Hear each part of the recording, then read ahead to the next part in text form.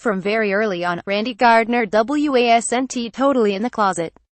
As a young Olympian transitioning into professional figure skating in the early 1980s, he found a small circle of support, including other gay men in the sport, who knew he was gay.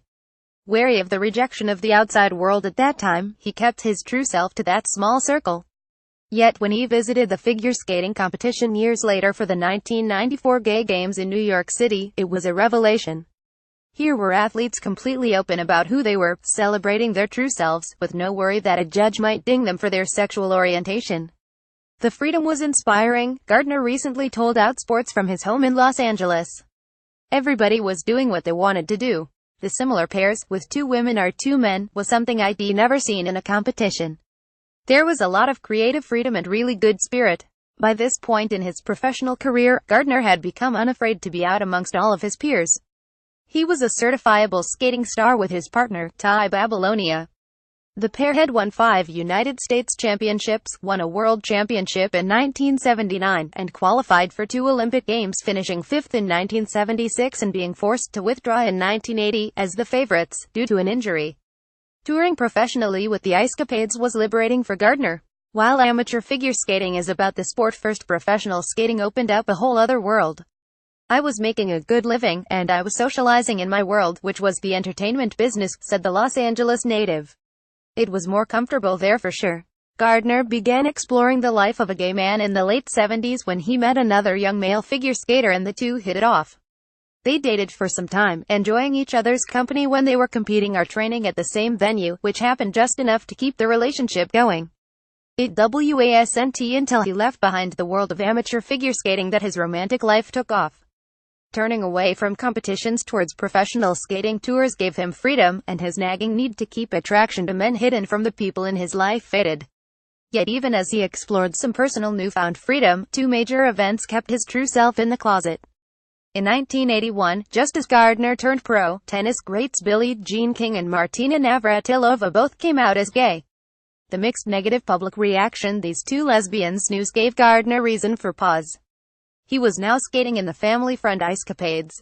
If Middle America had an issue with the openly gay skater, and if they stopped buying tickets, he had no career. Plus, there were reports that King and Navratilova had lost sponsors, Gardner remembered.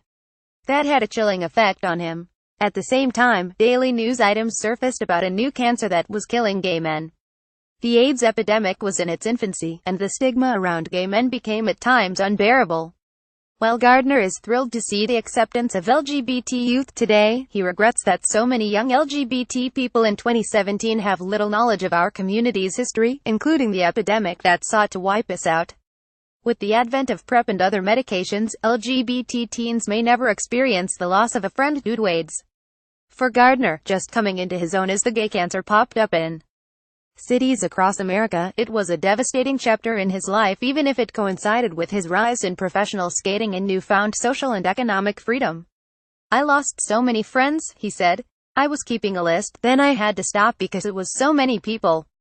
These wonderful people were dying. We were too young to be losing people in our 20s and 30s. The gay community fought back hard, pushing against a federal government that at every level resisted helping the community fight the disease. Just to get them to take it seriously was a struggle, Gardner remembered. Oh, that's just the gay community. Let's let them go. It was when women and straight people started to contract the disease that suddenly attitudes shifted. The faces of Ryan White and Arthur Ashe opened the public's eyes to AIDS being something other than a gay cancer. Finally, when that was realized, it changed the thinking. While Gardner increasingly lived his life privately out over the years, it was only in 2006 that he publicly revealed that he was gay. Gardner is inspired by the world young LGBT people are growing into today. The idea of legal same-sex marriage in the United States was an impossible thought for him 20 years ago, and now it's reality. There are openly gay athletes, out actors, and even an out-sitting senator. Seeing out gay athletes get endorsement deals with mainstream companies like Visa and Nike is something the professional skater never thought had lived to see. I want the younger athletes to be comfortable and feel like they can talk about it. I want them to know they are loved. All of it blows Gardner's mind. I'm so happy now that they can be so accepting of themselves, and the world can accept them. A lot of people had to be in the closet for a long time. Some didn't make it through all of that. Some didn't live. Today we'll always have that little section in the population that we have to deal with, but it's come so far. He's also thrilled to see some of the world's best skaters be openly gay. Adam Rippon, the 2016 U.S. national champion, is one of his favorites.